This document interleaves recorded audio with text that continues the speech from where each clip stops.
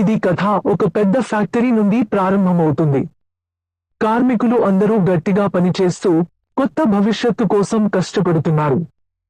కానీ ఒక గర్వం కలిగిన ఫ్యాక్టరీ యజమాని అర్జున్ గారు ఫ్యాక్టరీకి వస్తున్నారు.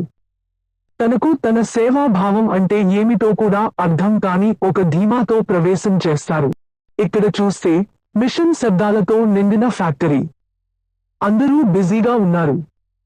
బయట ఒక మెరుస్తున్న కారులో నుంచి దిగుతూ అర్జున్ గారు వస్తున్నారు. కార్మికులు ఒక నిమిషం ఆగి ఆయన వైపు చూస్తారు. కానీ ఆయన వారిని అసలు గమనించరే. అర్జున్ గారు చక్కటి డ్రెస్ లో ఒక నిస్సహాయమైన అభిప్రాయం కలిగిన వ్యక్తి లా ఫ్యాక్టరీలోకి అడుగు పెడతారు. కార్మికులు కొంత భయంతో కొంత గౌరవంతో ఆయన వైపు చూస్తారు. కానీ ఆయనకు ఆ కార్మికులు ఉన్నారో లేదో కూడా తెలియదు.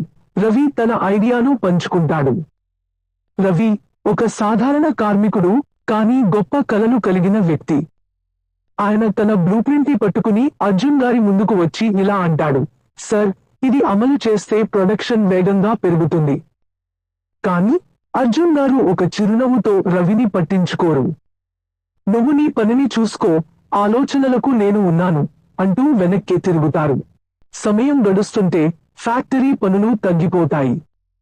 కార్మికులు నిరుత్సాహంగా ఉండి పనుల మీద ఆసక్తి కోల్పోతారు.